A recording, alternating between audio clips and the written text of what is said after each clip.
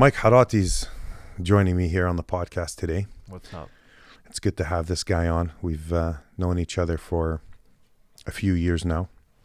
You lived in Toronto for a while, and I went to visit you out there, and we had a nice chat about, what you've been through and the traveling you've done and trying to find your way in life just like everybody else. Mm-hmm. And recently I talked to you on the phone, and you had a lot of interesting stories to tell me, things that have happened to you recently and things that have happened to you in the past, which I knew a little bit about. Yeah. So I thought today we'd discuss a little bit about, what you've been through and how you've changed as a person, going back to 2012. It's not easy to talk about. 2011. It's not easy to talk about, but you were incarcerated. And, so maybe walk us through a little bit about what that experience was like at the very beginning. What it was, I was actually very fortunate because I got busted in 2011, but I was out for about 2.5 years on bail. So I was able to utilize the time, benefit myself, get out of that criminal mentality. And it was those 2.5 years that my whole life changed. So going into prison September 2013, I went in reformed. Like, I never went in with that mentality. So I knew what I needed to do. And it was more or less just time for me to sit down and just kind of reevaluate my life and critique my life, change it for the better. So I did utilize the time. I had both good experiences and both bad experiences. Yeah. I met a lot of cool people inside, very few, but it was quite the experience for sure. So when you say that 2.5 years, is that the beginning stages of 2011? Yeah, that's basically pending trial. We exhausted all our options at that point, and I took the deal. Got sentenced to 5 years, but throughout that time, the 2.5 years prior, I was able to kind of, transition in the car business at that point, realized I had a talent in selling, and just took advantage of the time. So by the time I went in, I was already a changed person. Yeah.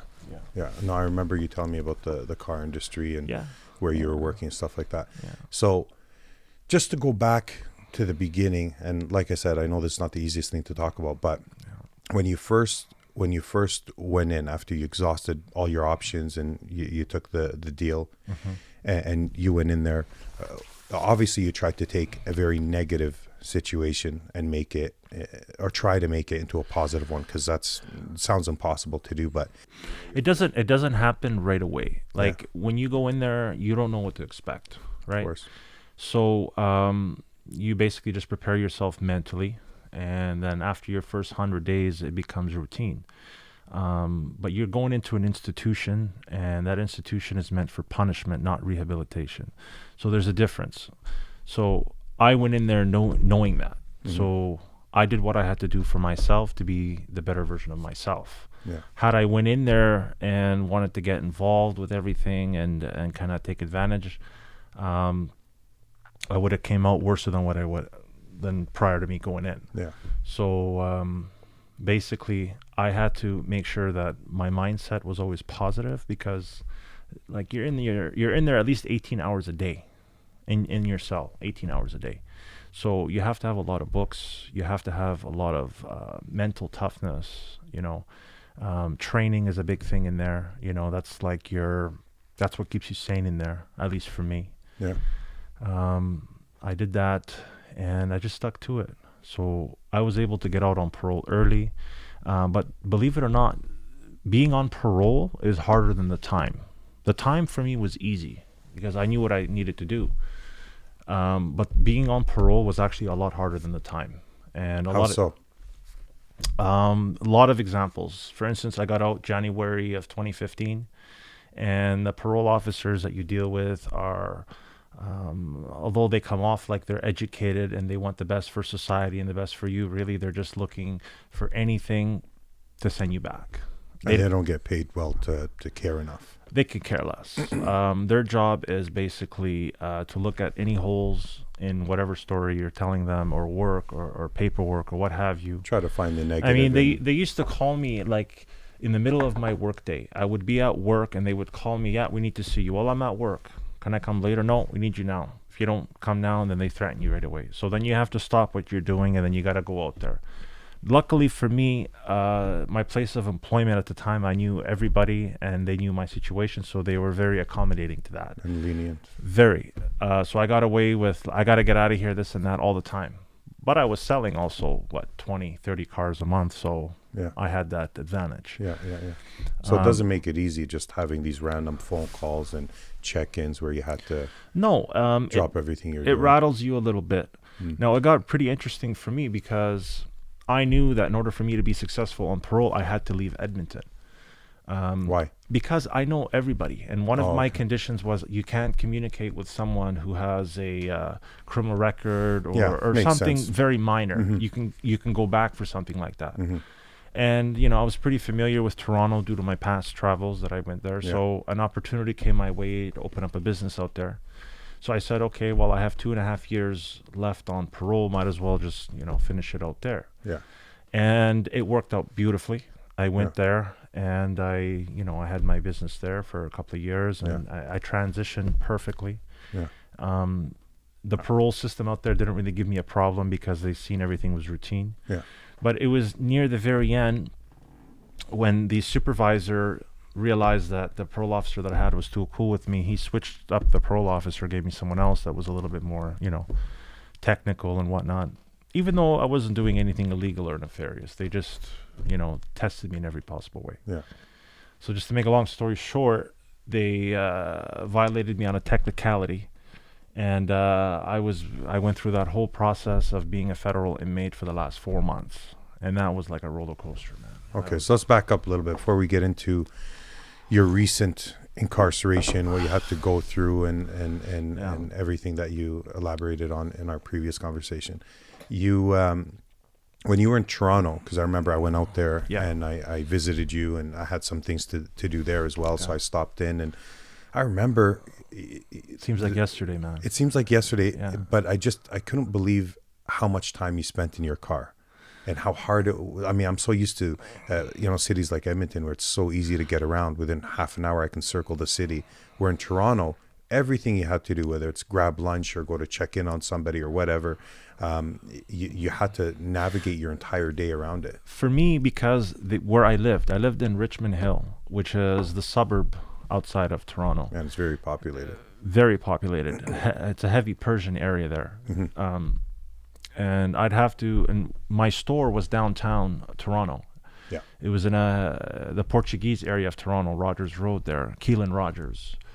And basically my commute is normal. Like you're in your car. I got away with driving about 45, 50 minutes to get to work. But on the way back, it was usually about an hour and a half. And then whatever errands I had to do within the vicinity was always like, you're always in your car. But it was all right, man. I didn't mind it. I listened to a lot of podcasts, listened to a lot of like self-improvement, a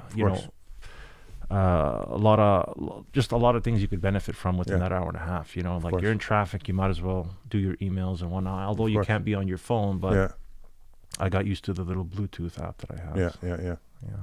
That was and there's a highway there. What's it? The 407?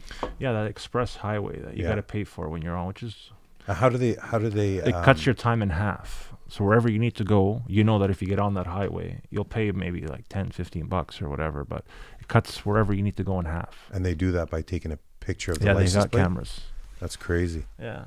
That's like me taking, Anthony Henday, but I got to pay $1.50 or $3 to it's worth it when you compare. Edmonton is like a cash cow for photo radar.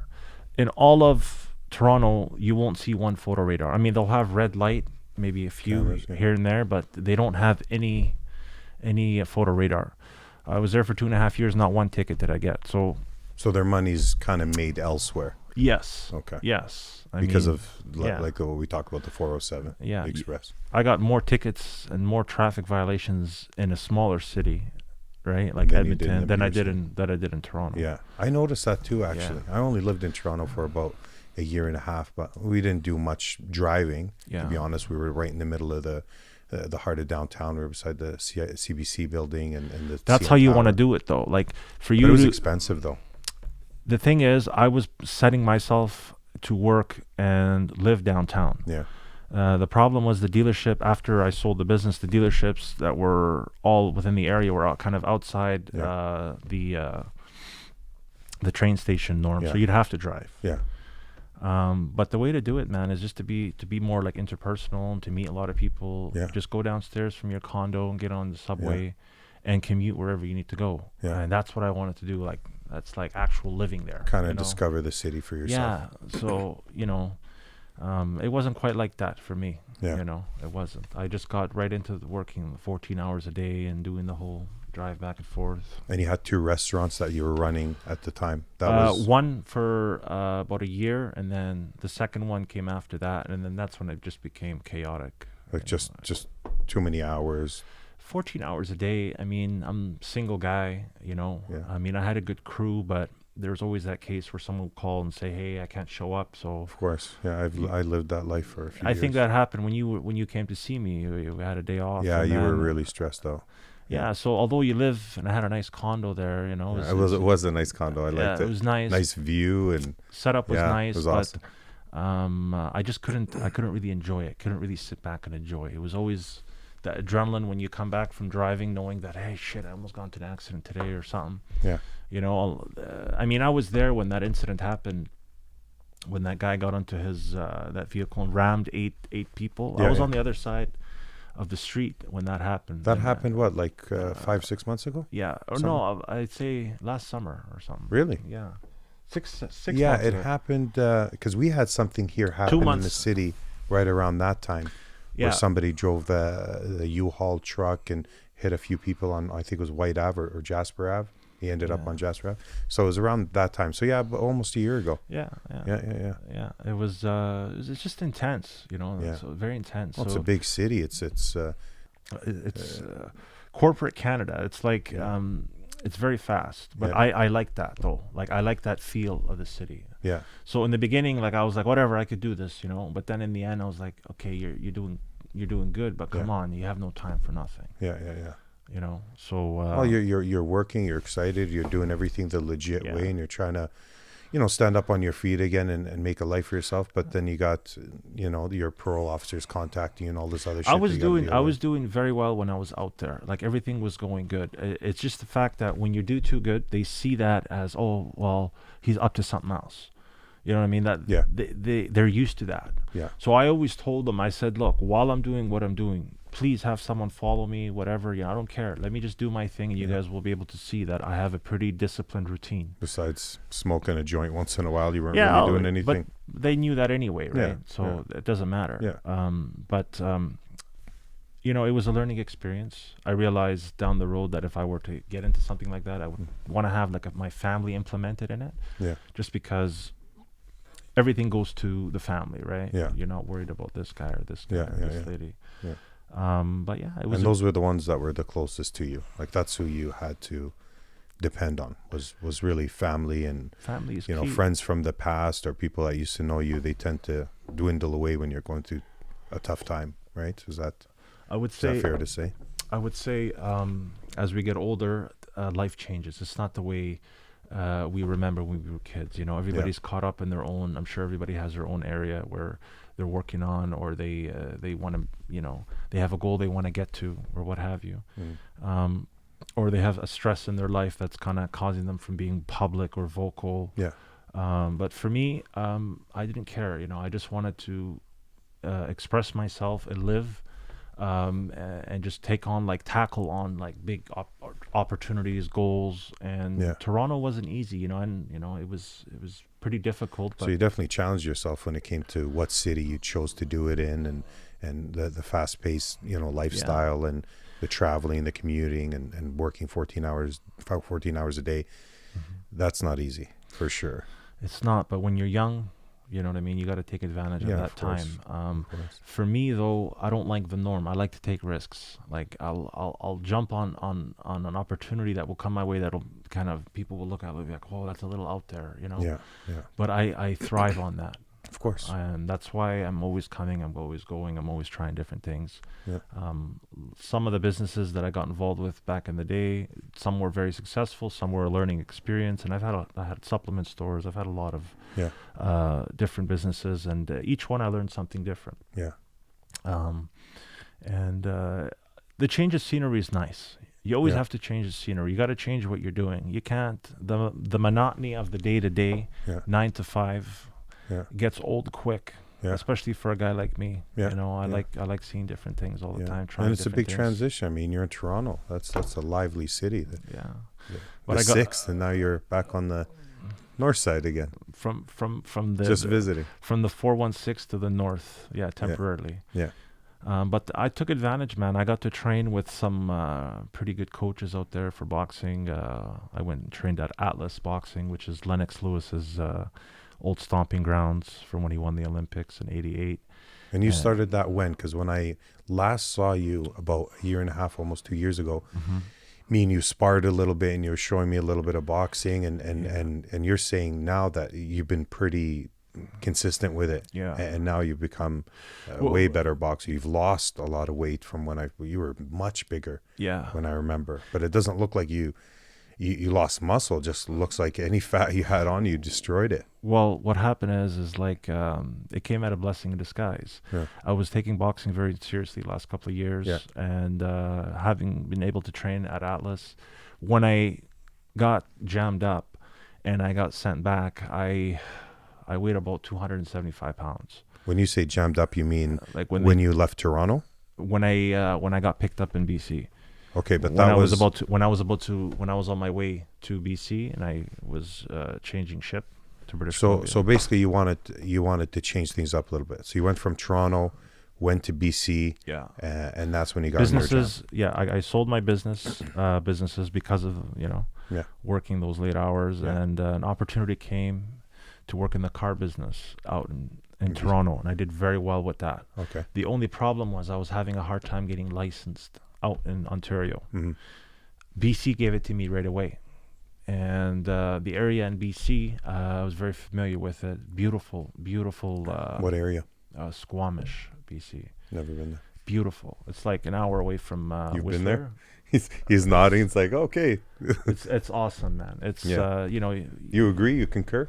He concurs. You get a nice blast of nature. It forces you to do a lot of training outside.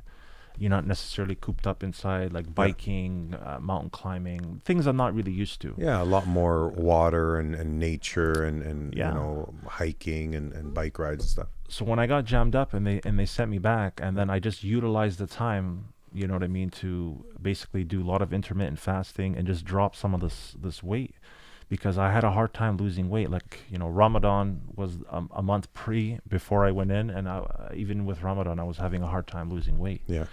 So when you're in the institution, it's a different story, though. You go to bed hungry almost every night based on, the garbage they give you. Yeah. So I was able to use that negative into a positive, and the weight just fell off. I lost like 40 pounds, man. So when you intermittent fast, because a lot of people are doing it, including myself, when you intermittent fast, it's a lot different than religiously fasting, because you're not allowed to drink water during the day, where when you're intermittent fasting, you can have black coffee and water. And, so that's where it's different. You literally don't touch, not even a stick of gum, nothing. So how is that? What would you notice the difference between fasting religiously and fasting, intermittent fasting? Well, during Ramadan, when you're fasting and you're breaking your fast at night, it's like a feast.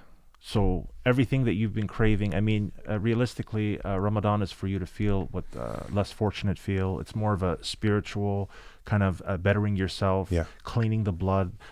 There's aside from the health aspect of it, there's a lot in terms of religion that plays into it. But with intermittent fasting, you can kind of cater your day around, okay, I'm just going to drink water and coffee. And if I get hungry, I'm just going to drink some water. So what happens is your body's used to kind of consuming carbohydrates and proteins and whatnot. So it starts to feed on what you already have. And in the institution, it's like forced like that. You know, like it's pretty hard. So I utilized that, man, and I just and I trained. I never ever in my life used to train on an empty stomach, man. Like I'd get up, I'd have like 7 hours where I haven't eaten anything, drank anything, and I'd just be in the gym hitting the bag.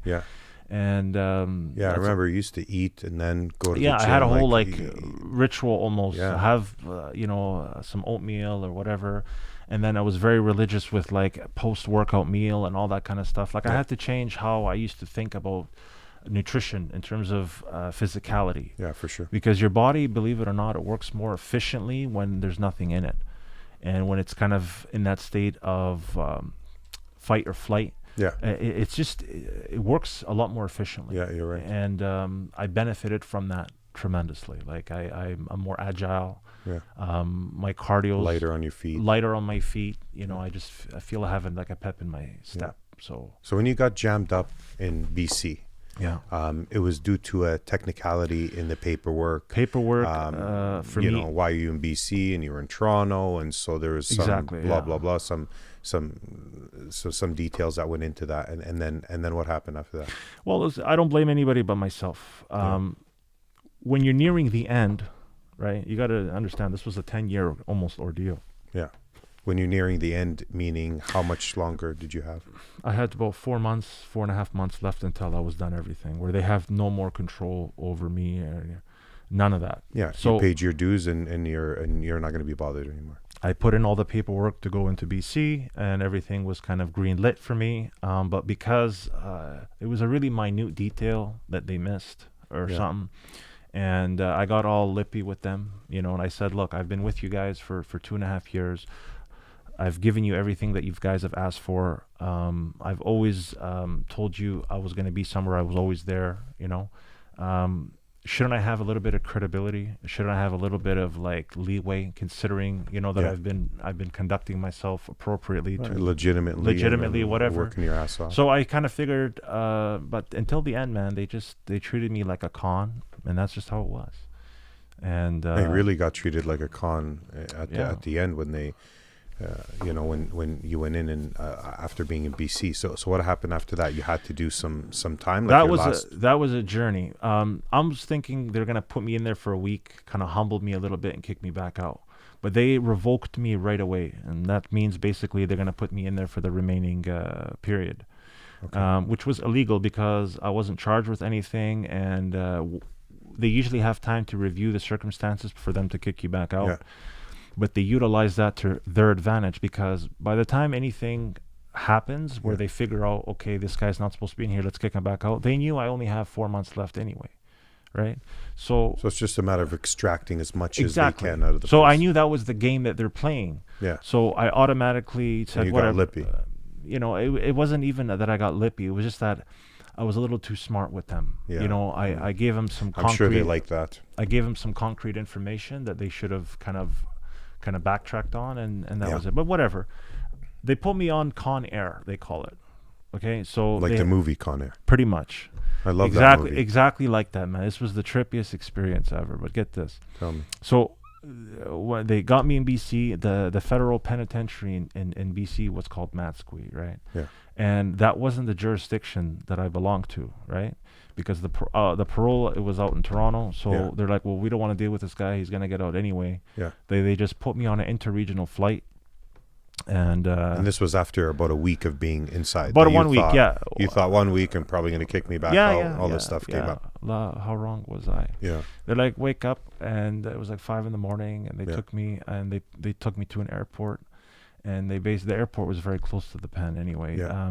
And they leg iron, they shackle you. Did you think that you were just getting on a semi-normal flight? I knew what was going on at that point. Okay. Right? So they put me on this flight, and there was people there from that pen, and then they stopped in every province, picking up and dropping off. Oh, go back. This is crazy. So you got onto a flight after being shackled. Yeah. And what was that like? Is it like, for those of us that have seen Con Air? For me, because I'm a federal inmate, you're going to have to go through their rodeo no matter what. Yeah. Because for them, it's just like, okay, here's your file, and then they're going to just transfer you. So elaborate. Whatever. What was that like? So it was kind of an experience, because they had 2 guards on one here, one on my left, one on my right, and one in front of me with an M16. Yeah. And you look like a real badass at this point. I always thought, like, man, if someone see me in the airport, took a picture, they'd be like, what the fuck? Yeah, what the hell did this guy do? Yeah. So, they put you on this flight, and then they put a guard on you. Like, it's very uncomfortable, But the fact that they stop in every province and they pick up and drop off characters, like I met a lot of fucking crazy people. Yeah. I got some pretty crazy conversations with some of the inmates, especially in the Manitoba region there. Yeah. A lot of lifers got on. Yeah. And stone cold, like faced, just nuts, tattoos on the face, just really messed up human beings. And they're shackled from head to toe, pretty much. Head to toe.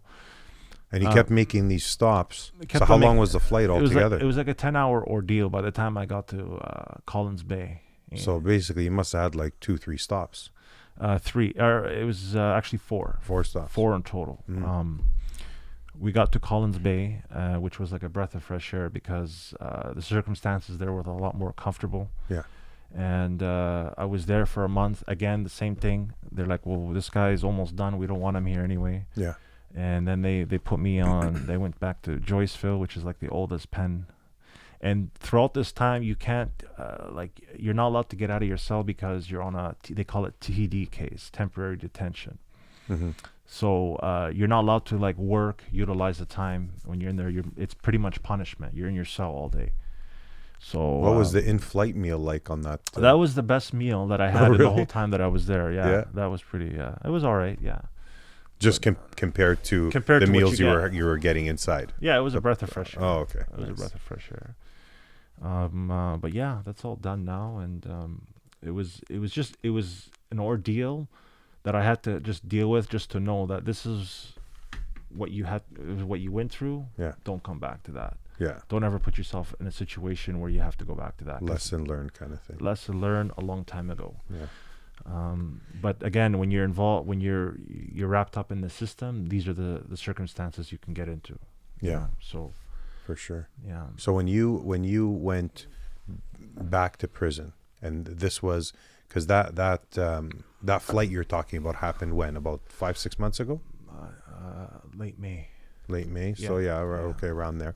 So when you went inside, what's that like? I mean, for people that haven't experienced, being in a cell, it's not like we see in the movies. You're not walking around going to play basketball and this and that. You do get your rec time, but for my situation, because I was a temporary detention, you can't utilize the facility the full out the way the penitentiary is run. Yeah. You're not allowed to participate. I wasn't allowed to get a job and stuff like that in the pen, so you're pretty much locked up all the time. But you do get your rec time. You're out like 4 hours out of the day, pretty much. 4 hours. 4 hours. And the rest of the time, each joint is different though. Each joint is different. But where I was at, 4 hours out of the day, and the rest is like your meals and whatnot. But the rest of the time, like the 20 hours, you're in your cell. You're in your cell. Yeah. By yourself. Pretty much. You didn't have. I mean, I had a TV, but TV gets old quick. It's like a loop. Yeah. You're watching whatever news, whatever show. I'm sure it was the most interesting stuff. TV is good, like here and there, but reading and just training and doing insane amount of repetition on certain exercises that you wouldn't normally do. Like every day, I used to challenge myself. I used to say, okay, well today before you go to bed, you're gonna make your cell sweat.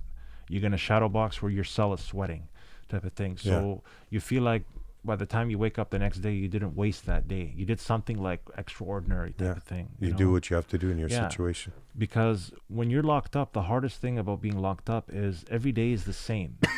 So me being on the outside looking in, I can't recall anything because it's like a blur almost. Yeah. You know what I'm saying? Is that because you try to shut it out?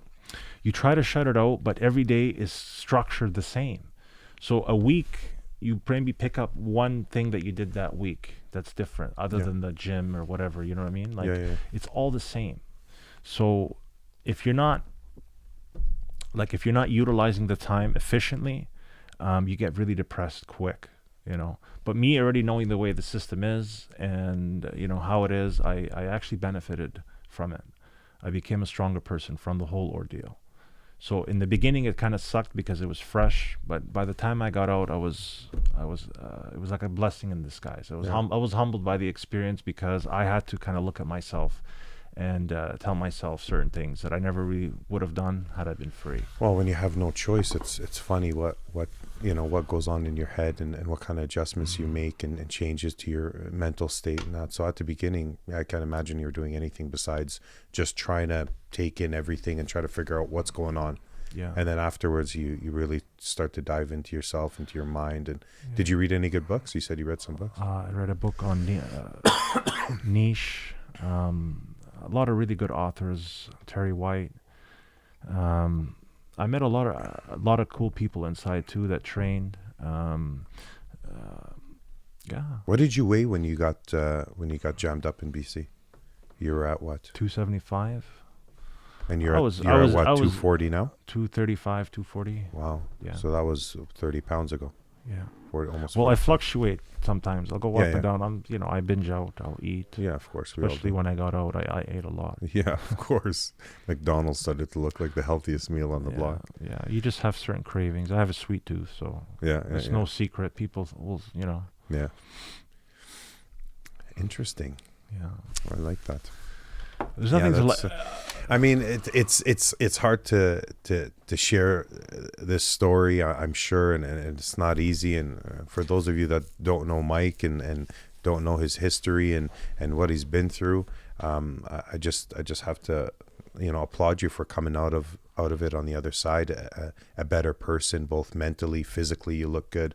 And having learned your lesson and knowing you for the last couple of years where you've been doing everything legit and working insane hours and traveling and stuff like that, it can't be easy because it just feels like you're trying to do all the right things. You're doing things that the normal guy wouldn't, no laws that we would break. You're very diligent on staying, the course and stuff like that. So for you to come out on the other end, healthy and obviously you've been through a lot. So I'm sure this is as happy as you can be in the moment, but you took a lot out of it. There was always struggles. There's always certain times in the day, certain days where you have your ups and your downs, right? Yeah. Just like anybody else. But what always kept me grounded is the training aspect of it, both mental and physical. Yeah. I strongly believe if you're going through any kind of problems, any kind of a heartache, any kind of situation, something that's detrimental, what kept me sane is my faith in God and my training. Yeah. And I was able to capitalize on both those, the physical and the mental, combining them together in circumstances that were very, very difficult. So, how big of a part did your faith have to play in it? Very big. Because you're a practicing Muslim and you're... I'm not the best example of a good Muslim. Yeah. I've made a lot of mistakes in life, and it's no secret. But when you go through such a traumatic past, and then you transition to something that's positive and conducive for both your mental and your physical well-being, religion is the backbone, because that's what keeps you aligned. That's what centers you. Absolutely. Yeah. And the discipline that's required to be able to follow your faith, you could use that because it gives you like a tranquility, a peace in yourself.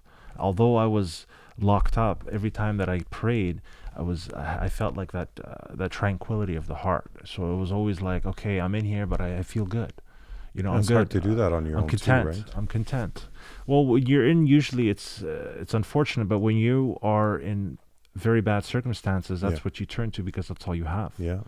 Faith is very important, and luckily for me, it was the backbone. It was the centerpiece for me getting through the incarceration. Yeah, for sure.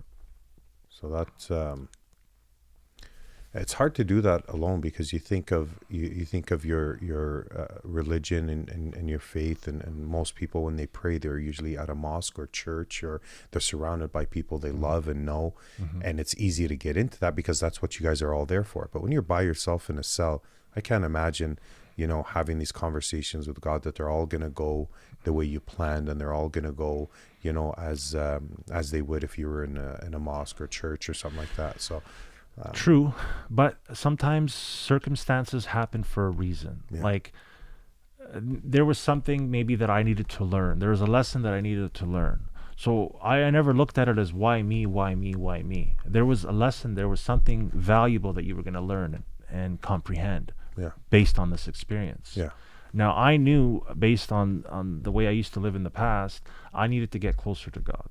I needed to get closer. I needed to understand who I was and what I was here for, and what my goals are, and and just everybody should do that. Just to be a better person, you know. A lot of people who know me, you know, I don't have the best attitude, you know, especially after everything. Like I come off as a nice guy, but you and I know nice guys finish last. So I'm not that type of person no more where I don't sugarcoat, you know, like I'm very direct. And if some people don't like that, too bad. That's just who I am. You develop alligator skin. Yeah. So I'm not the best example, but I don't think any of us are. No, it's a learning experience. So the fact that I had to go through what I had to learn these kind of lessons, I'm glad that I did, because the story, God willing, knock on wood, like if I live 20 years from now or 30 years from now, if God gives me those years to live, I could look back and say wholeheartedly that I'm glad I went through these kind of experiences, because they only made me the person that I am today. And it wasn't a waste of time. It wasn't a waste of time. Most people will look at it as a waste of time. Of course. I always knew that I was a late bloomer in life. You know, I'm not ashamed to say that. There's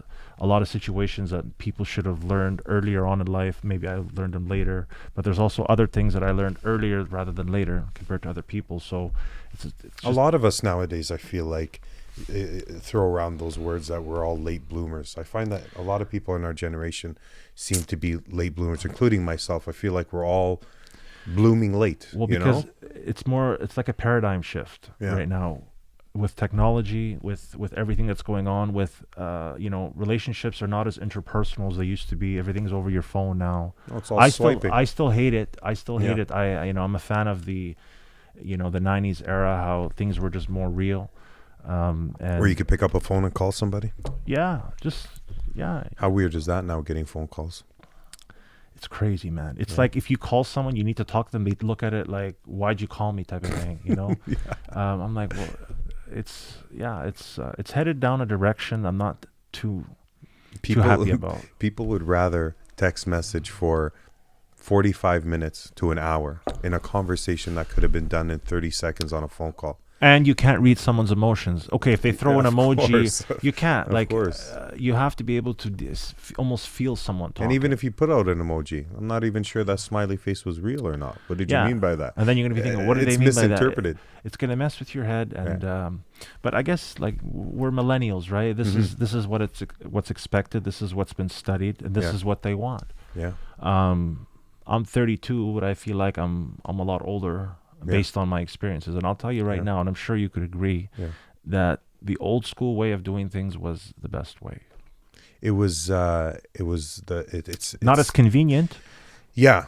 Not as convenient, but sometimes we don't want convenience. We were talking about it the other day when we were talking about going to pick up a movie at Blockbuster. Remember what that was like? That place was lit on a Friday. Yeah, exactly. How many of your friends did you bump into on the north side picking up a movie, picking up a pizza or donair on the way home? That whole, just like, I'm going to go get a movie and a pizza, that whole experience of just doing that, you know.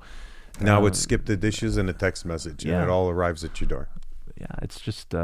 But you miss those. You miss those days. You miss the old school way of doing things. You miss the phone calls you used to have with a girl till 5, 6 in the morning because you really liked her. Now it's just like... I used to tell my family, I have my homework helper calling me. I never got away with that one, but that was funny. I tell my mom, I have this girl calling. She's my homework helper. And she'd be like, homework helper? I never used that line. Yeah, because, all you had was a phone before the cell phones, before those Nokia flips came out, right? Yeah. So it was always like you get a call at night and you're waiting by the phone. It's just, So now you're planning to stay on the north side, or are you going back to Toronto, or is that still up in the air? I'm going back to BC. I'm actually going on Wednesday, and I'm going to be coming through Edmonton maybe 2-3 times a month. And is that same opportunity you were talking about? Same before? one, yeah. Okay, same one. So they were lenient with you as far as, hey, I got to go do this Very thing. fortunate. I know the right people Nice. in the industry. Plus, I deliver. I could sell a lot. Yeah. And I've been in the industry for 8 years now, and I could do very well with it. So I believe in my talent. I believe in the 5 steps. Were you doing sales? Were you doing financing? Were you a manager? What was that? General sales manager. Okay. Basically, so you had a nice position with them. Yeah, it was good. That's nice of them to hold on to that for you. Yeah. I wish you all the best with that, man. Yeah. And so when I last saw you before now, this was about, besides Toronto, let's get, well, no, even in Toronto you were 275, and so back then Were you heavy into steroids? Was that something that you? I knew you were gonna bring that up. Well, it's hard not to bring it up when you're 280 pounds. I got that brought up and I was 240. I mean, were you? I knew you knew a lot about it, and I knew that you obviously, like we all have, tried your and most of us did it wrong. But I knew you were educated when it came to that. Yeah. So, is that something that's part of your life now? Because you're 240, you don't look like somebody that's taken anything. Yeah, because but I'm also 6'4", right? Yeah. I'm tall, Exactly. and the thing is, I'm very happy that I haven't been on steroids in almost 10 years now. Oh, okay. I haven't. The thing with So me even is a few years ago. I wasn't on nothing. Wow. Yeah, I was just eating a lot. Yeah, That's just what it was. I remember you eating like a buffalo. Dude, I was just eating a lot and training hard. Yeah. And but when you seen me, I wasn't even lifting weights, man. I was just trying to get rid of that weight. I guess it's hard not to label you with that, because you are such a big guy and you're tall and you're 6'4". People automatically assume he must be taking something. Nobody can work that hard. I started Because you were going to the gym like twice a day, right? For bodybuilding, when I used to be I never competed once, man. I just did it for myself. I did it because I enjoyed it. I had a thing for just training and lifting weights and the pump and all that kind of stuff. I know you were thinking about competing a couple of years ago when I talked to you. Yeah, but then your coach was telling you should, and everybody you were on that the I've fence met, about it. everybody that knows me, they know that I've been asked maybe 2-3 dozen times during that part of my life. Yeah. But I'm not gonna wear, I'm sorry, a thong or whatever and get up and pose. I'm not that type of guy. Yeah. It's just not for me. Yeah. I never wanted to get into bodybuilding because I wanted recognition. You have to be passionate about it, man. I loved it, and I started out in 2002 and didn't stop until like 2013. And I never necessarily stopped. I just transitioned from the whole, beast mode, lifting weights type of thing, and then I transitioned to other things. I'm very fortunate that I was able to do that because I got to know the biomechanics of how my body worked, and lifting weights wasn't conducive down the road for my joints. So you didn't need a first, second, or third place medal to make sense of how passionate you were about bodybuilding. You loved it because you loved going to the gym and staying in shape. I loved it, and I managed to connect with some of the right people. Like you were talking about steroids, and they educated me. Like I wasn't getting it second, third, fourth hand. I was getting it from the source. Gotcha. So they were educating me, and they were telling me, like how to respect the stuff. So a lot of people that looked at me during that time when I was like nearing 200, almost 300 pounds, when I was just like, people thought, oh my God, this guy's all steroids. It wasn't that. It was just utilizing less is more, eating properly and training hard. Yeah. And the genetics that I had, I was able to carry that weight easily. Now, not just pumping yourself with everything and hoping for the best. You were doing it strategically, where you were eating right. You were working out at the right time. Compared to what the pros are taking right now, like what the competitive aspect of it's nothing. And it seems to always get better and more refined and more, as far as results go, just more apparent. Is that what you find in the years that you've been? Not really in that. I haven't been in that scene for a long time, but I'll tell you what. When it comes to bodybuilding, if you want to be competitive, you have to take the steroids. That's no matter what. You gotta be able to take the testosterone, and you have to, the GH and the tren and all that kind of stuff.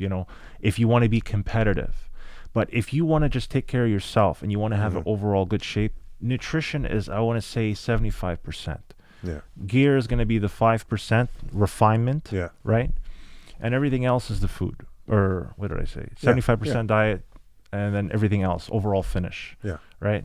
So if you're eating properly on a daily basis and you have that habit where you're eating properly, like for me, I have a sweet tooth. So I could never eat properly consistently and then in the end not binge out on a snack or two. I can't go like 3-4 weeks and do that. Like the bodybuilder, you have to have that kind of discipline, right? Yeah. So the gear will help you. But if you just want to take care of yourself, you could utilize simple. And you're not competing. And you're not up on you stage. could stay healthy. It's all about youthfulness and staying healthy. Before I used to be like, you'd think I was 40 years old because of the way I looked. But now it's like more refined. You look younger. The youth, I feel like I got my youth back. Nice. So. And there are competitions that that are targeting natural bodybuilders, because I've seen a few competitions go on, and the guys obviously look a lot smaller. I mean, and they're not as, they'll sell it as natural, but I'm pretty sure there's something else going on. There's always someone that wants an edge. Like, I mean, yeah. And it's such a variety of things that you can take, that there's, would you say there's thousands of things that you can take, different supplements to help you in that way that might be considered a steroid or not? Or like, what's your take on that? Do you think there's a handful, or is it a lot to choose from? Myself, personally, when I wanted to get like in good shape, I would take a little bit of Anavar. Which is? It's a very mild anabolic steroid. Very, very mild. Yeah. Sure, you can Google and you can see it's not really energetic. It's just like kind of, I used to use it to treat my work, like to give my workout an edge. I used to take it maybe once or twice a week instead of all the bodybuilders, you take it every day, but I used to take it like a couple of times a week just to kind of give my workout an edge. It tightens everything up. Is it a pill form or pill injection? Form. You take a pill form, okay. But so that's what's probably available hard on your liver. Too, if you're living a unhealthy lifestyle, I mean, you could take too much Advil and you could have an adverse effect. Or drink too much, or smoke too much, or it's just based on the lifestyle. Yeah. But near the end, I realized that, you know what, I don't need to take anything. I know how to maintain my physicality. Well, you're 6'4". What are you doing taking shit to begin with? Well, like talking 10 years ago, yeah, right? Yeah, that's true. When you're young, 23, 24, 25. That was when kind of the fitness industry was exploding. Yeah.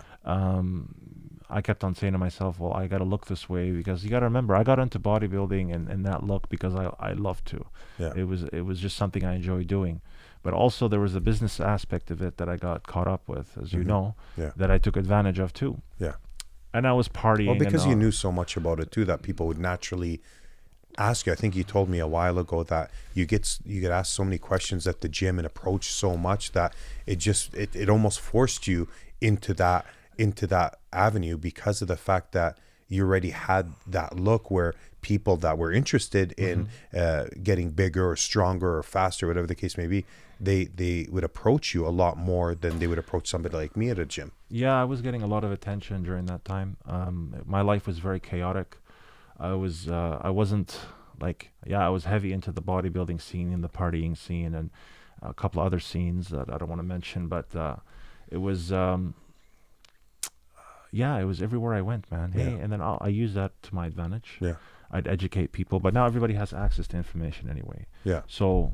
But this was 10 years ago, when it was just kind of becoming mainstream, and you were stopping the guy from doing too much of this and not enough of that, or not, because a lot of, and obviously you can educate some of us on this, but a lot of us would try steroids wouldn't take the proper precautions for the after effects. So we're just worried about what makes us bigger, what makes us stronger, what makes us lift more at the gym, but not enough of us took the counter to the post-cycle therapy. Yeah, exactly. So I mean, a lot of people that take steroids, there's a post-cycle therapy that you'd have to go through in order to get your system back to normal. I'm sure bodybuilders talk about it all the time on all these online, it's just, but a lot of people want to save a few dollars, and they don't want to get that. They think, oh, don't worry, I'll just take this and I'll look great.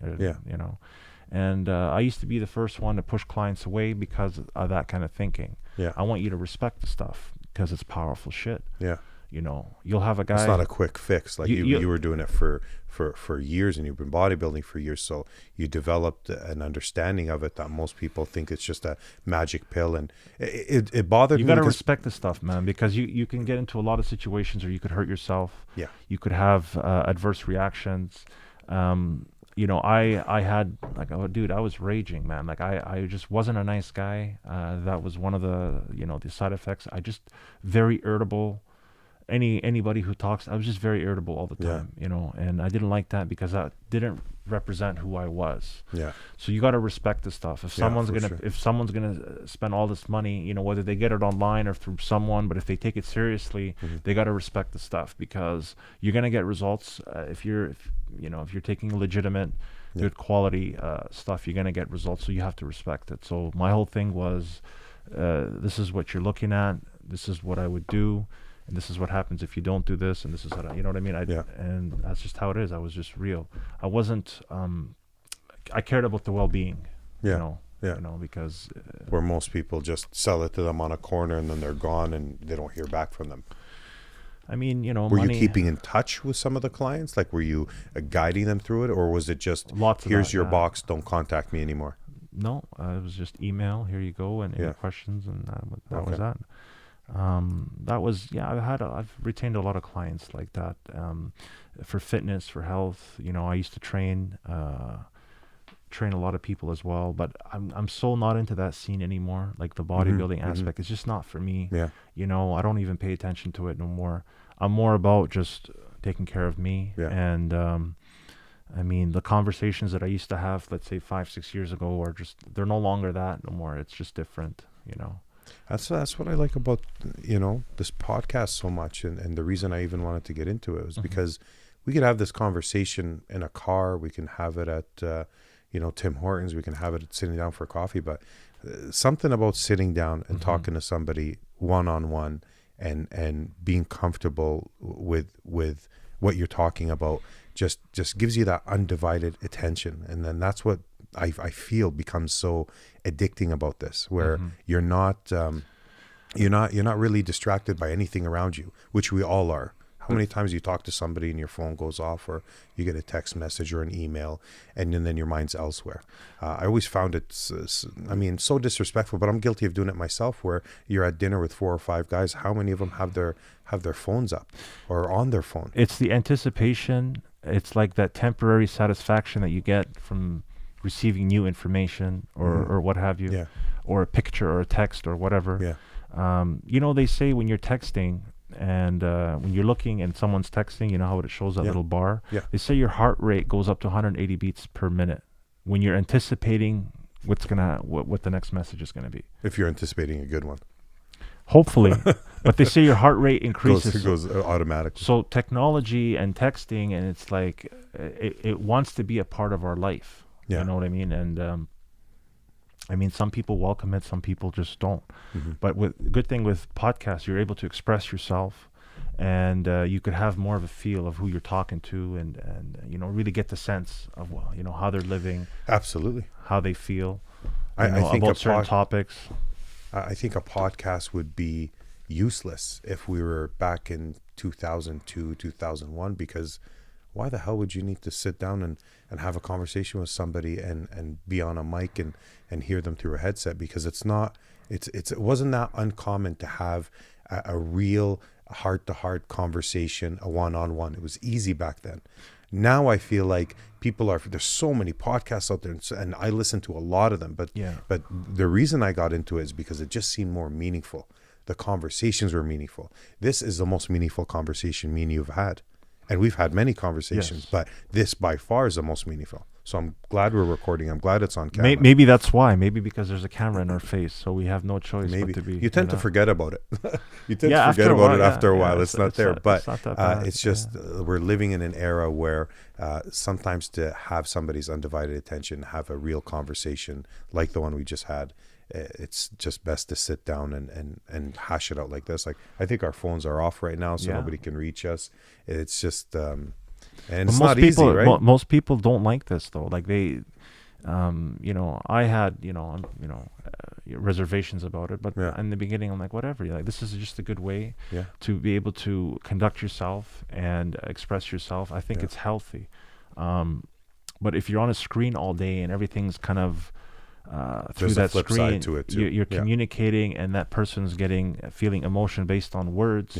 I feel like it's just different, you know, like it's not conducive to the human being. A human being is supposed to have a variety of intellectual conversations, either through a phone, through in person, you know, your day to day. I mean, I'm fortunate I get to deal with people at work, so there's always that, you know, back and forth. And I'm trapped in a studio. You know what? But you're gonna have people come your way, and you're gonna have awesome conversations, and it's gonna be documented. And it's gonna be nice. You know, I feel it's like innovative. It's awesome. I mean, it's everywhere nowadays. But I For the north side, it's like new. Yeah, this is a new podcast on the north side. There's a lot downtown, but not on the north side. Yeah, not yet. You feel like if you have conversations like this, and there's somebody out there that's listening, and isn't sure what prison's like, what taking steroids is like, what incarceration's like. How that all ties in once you're put in a situation where you're spending 20 hours in a cell by yourself. I feel like there's somebody out there that can get an insight of that, or a little more educated, because you brought up Con Air, and we've all seen the movie. I think most of us have seen the movie. I love that movie. Yeah. But we always think of it as fun and games, and it's cool, and prisons. I mean, some of our favorite movies, Blood In, Blood Out, it's all to do with prison. But then you talk to somebody that's been through it and not just kind of seen it through a screen, and you get a different outlook on it. It depends on the person. Not everybody has. Of course. I'm just hoping they take the positive of what you're sharing, because it's easy to take the negative. You can find negative in everything, and that's what some of these parole officers were trying to do with you, which it just feel like every time you took 2 steps forward, you were forced to take 1 back at times. But if somebody could take the positive of that and learn something or gain something or just more information, that's that seems to be the key here. Yeah, it's important. It's you take the good and leave the bad, and you just pull through. That's how I did it. And I was very fortunate. Had a good family, good support system behind me. How is your family doing? Doing great. You see them? I do see them, and that's why I came here for this week, just to kind of, see them, get in touch, and just keep up appearances. How do they feel about you might wanting to go to BC or Toronto?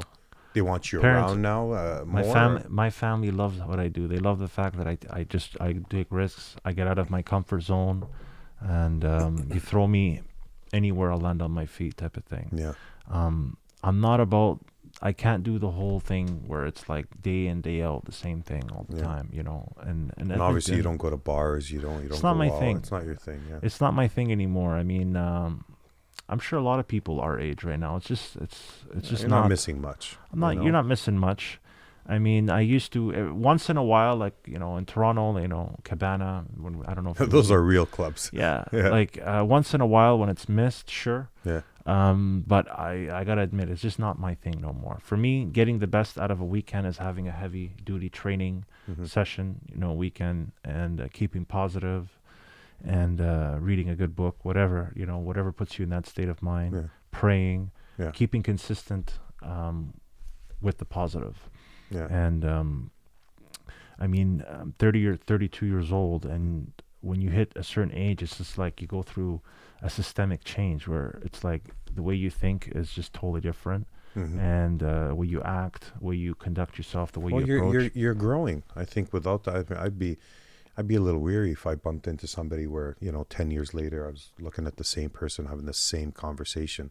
That doesn't happen as often as you think, because everybody should grow, at least, maybe not always positive, but should change as a person. New beliefs enter your life, tragedy. I mean, one day you're doing fine, next day you get diagnosed with something, and a few months later you're dead. Health is wealth, man. Health is wealth. So, I heard so many stories where people they're fine 1 minute, and then something happens where all of a sudden they're doing chemo or something. I've had people in my community, it almost destroys families and lives. Absolutely, yeah. So, but it's nice to see them bounce back and be stronger, and you got to count your blessings, man. Health is wealth, because I always say you can't guarantee anything 5 minutes from now. Yeah. So you might as well just stay positive and live in the moment. Live in the moment, type of thing.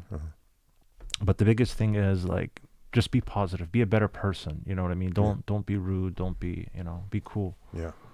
And it's funny because coming from that environment, you'd think everything would be, negative, but I got used to that, and I just want goodness. That's it. You definitely spun it into a positive, and you pretty much took as much positivity as you can get from your situation. And to me, that's success. That's being a winner. And so I applaud you for that. Yeah. Honestly, not a lot of people that I've met that have been through what you've been through come back on the other side with such a positive outlook and a drive and a hunger for succeeding and to keep going, because going, man. So easy to give up. You got to keep going forward. I mean, there's those moments in life where you feel like you're going to give up or you can't take it. And then you feel like, well, why is this happening, to me? And you got to just dig deep down and ask yourself, like, who do you want to be, and just keep moving forward. That is the main thing. You need something that centers you, that grounds you, a base, whether it's religion or family or whatever your thing is, man. Whatever you strive for, whatever you want to achieve, it's very important, because that'll set the precedent, and then you'll just go with that. Just the cycle of the day. Yeah. Going to the gym, and you meet a lot of people, and it's just very different feel, very friendly, upbeat energy, and just walking downtown was like one of the funnest things you could do. Yeah, totally. Honestly, like you just put your headphones on, get a good podcast going, and just walk and go to the stores, go eat. Where we lived, like right outside of my window, was the CN Tower. Yeah, man. It was expensive, but boy, was it fun just to step out onto the sidewalk. You don't have especially to do during much. Baseball games or hockey games, and people would just flood the streets. Energy of the city is something like you learn to do very minute, small things. You don't really necessarily have to do big things like plan your whole day. Yeah. But like, I used to just love walking downtown on Yonge. There's a restaurant I used to go to all the time. It's called the Halal Guys. Yeah. The Halal Guys. Yeah. They used to make the best food there, man. Yeah. It was like one of those New York kind of a street vendors that turned into a big franchise. Those are my favorites in Toronto. That's right. They turned into a huge franchise. Yeah. So, man, I used to eat there every single day.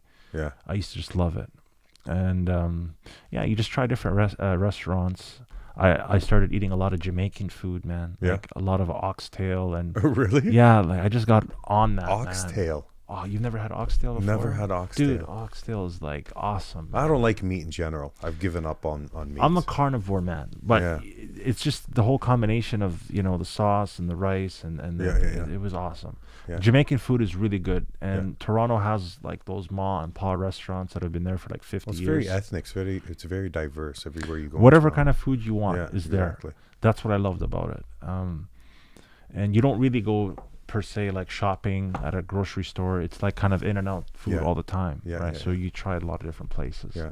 But that must have been a trek for you to go from Richmond Hill to downtown and back. That's like an hour drive. Well, when I worked downtown, I would go and then I would finish my day. There. I was always there, right? So there was a lot of things around me. Yeah. And then the area where I went to go train, which was in an area called Bloor.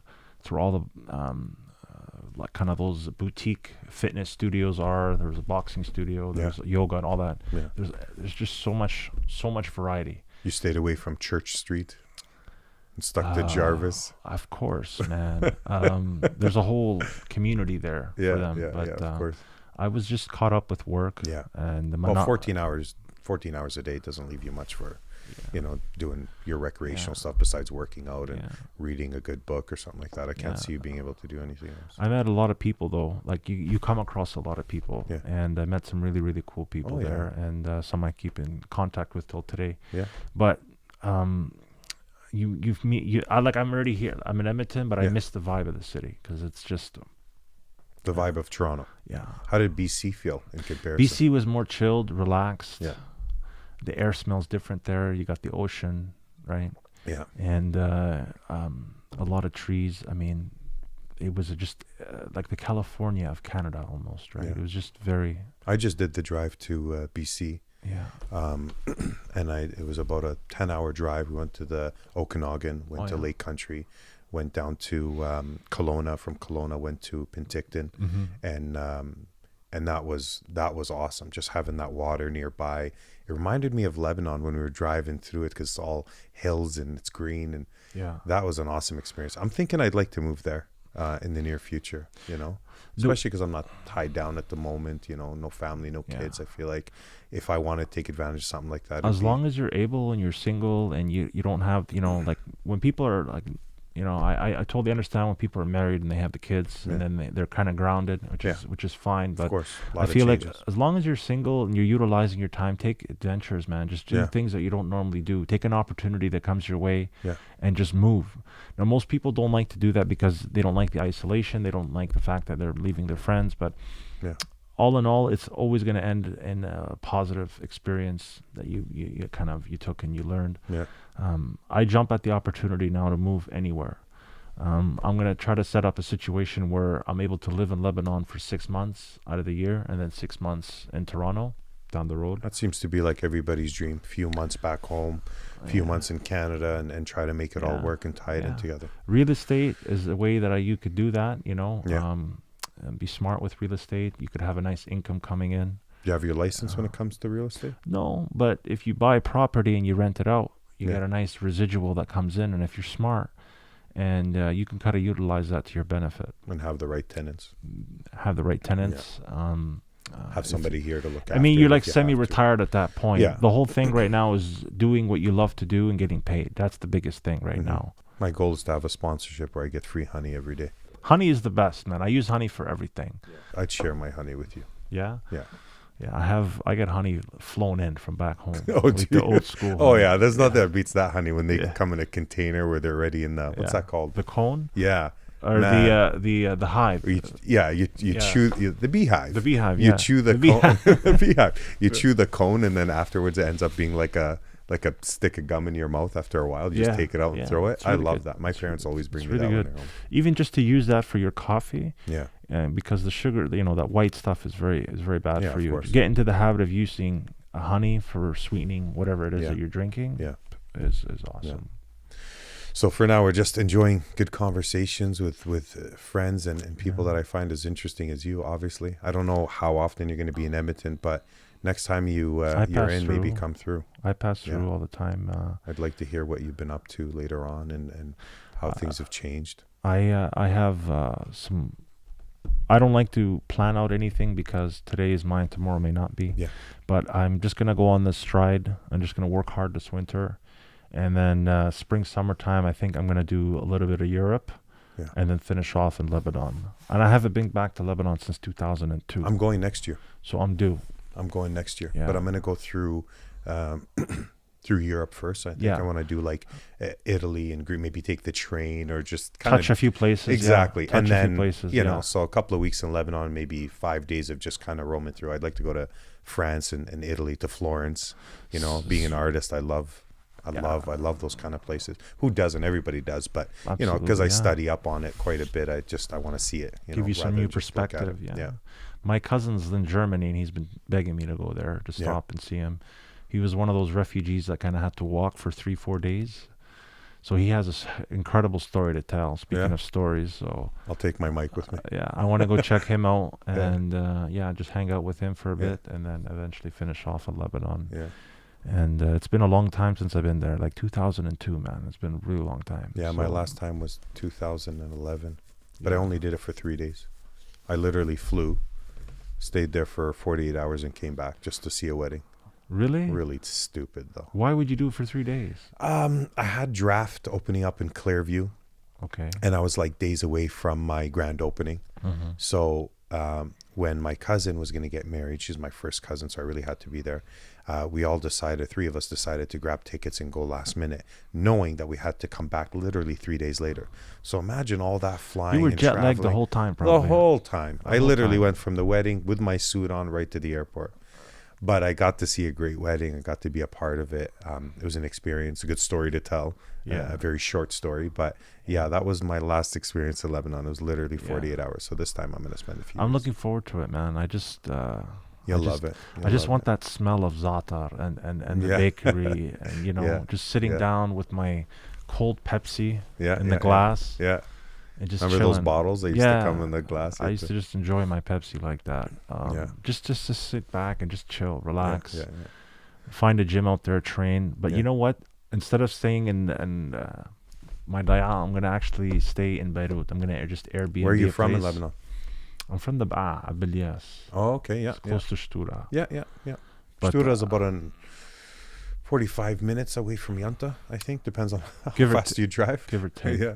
I plan on like Airbnb a place in actual the city. Yeah. Beirut's like an international city. Oh, man. It's gorgeous. Really hot though. And really humid. Very, very. But I love that though. I'm not into that. Just I'm not a humid summer baby. I don't know what the hell. Well, all the time, yeah, it would suck. But if you're gonna be there for, let's say, 3-4 weeks, soak it all up and just man, soak it all up, and then just get that culture, get that like kind of that injection of culture. Yeah, you need that once in a while. That's what I need. Yeah, never forget your roots. Absolutely. Well, if I don't see you before Lebanon and you don't come through, then we should have a nice podcast after next year when you come back, and we'll tell Lebanon stories and what happened there. Who knows? I might come back married. You never know. No, don't do it. You never know. There's not enough fish in the sea. You got to go over there. No, it's just that sometimes you never know. You don't see it coming. It comes when you're not expecting it. When you're not expecting it. You can fall in love anywhere. I just want to go there and have a good time, but you never know. Right? Have an open mind. Yeah. Yeah. No, that thought just scares me, because I feel like when you find a life partner or somebody you're really interested in, you want to take your time a little bit. And I feel like meeting somebody in Lebanon only gives you that few weeks, and then the rest of it's on the phone. Not for everybody. Yeah. I'm just saying from experiences that I've been through and I've heard about, it just seems to be such a quick, and so you got to be lucky for sure. Like, you got to know what you're doing. But if you're just going on a whim and meeting somebody, and a couple of weeks later you're just making international calls and keeping in touch with them that way, I feel like you got to be sure. And on top of that, once they come here, I feel like they have so many hurdles to overcome. Little things. It could be just where to go out and who to meet and who to hang out with, and your driver's license, learning the city. I feel like you got to be you would have to be in love to go through all that. Is my point. And if you're not, don't take any chances. All of the above. You're totally right. But you always have to be keep an open mind that may be a circumstance. It could come at you, and all of a sudden you're just like, well, wow, I got to deal with this situation. You can't control that. You can't control. Do your due diligence. I know many people that have met, girls and girls that have met guys there, and now they're happily married with kids and love each other. And I mean, I feel like it's only natural, right? Yeah. That you explore the idea, not necessarily cement it, but explore the idea, and if it makes sense, pull the trigger. If it doesn't, it doesn't. But I've met a lot of people, but I just haven't been back home in a long time. So who knows? I may feel a lot comfortable. And plus, when you bump into a lot of people that they're going to want to introduce you to somebody. So that my cousins are all telling me, you got to come down. Yeah, you got to come down. I got to introduce you to my neighbor. She thinks you're cute. I show her a picture of you on Facebook. There's a lot of that, right? Yeah. But I really just want to go there and just enjoy, the culture. Just soak it all up. Have a good time there. You know what I mean? And just reflect back on this. Now that it's over and done with, but I've been dealing for Mabruk, by the way. I know that's all. It's all done. Put behind you. It's all done. No more. I get my passport back. You feel not only lighter because of your weight, but you feel lighter because it just feels like a big ass monkey came off your shoulders. Yeah, I get my passport back, man. Awesome. For the first time in a long time. That's right. You haven't even been able to travel. Yeah, just only within Canada. That's insane. Yeah, we didn't even touch up on that. But So I have that now, and it feels weird, man, because it's like this weight off your shoulders is like legitimately gone. And literally gone. Yeah. So there's you've experienced all avenues when it comes to that. Yeah. So I'm happy about that. Well, I'm happy for you, man. I'm glad you shared your story with me. Yeah. It's always nice to see you, of course. Absolutely. Yeah. And when you come back from Lebanon, we'll have another chat if I don't see you before. For sure. Thanks for having me, brother. You are the best.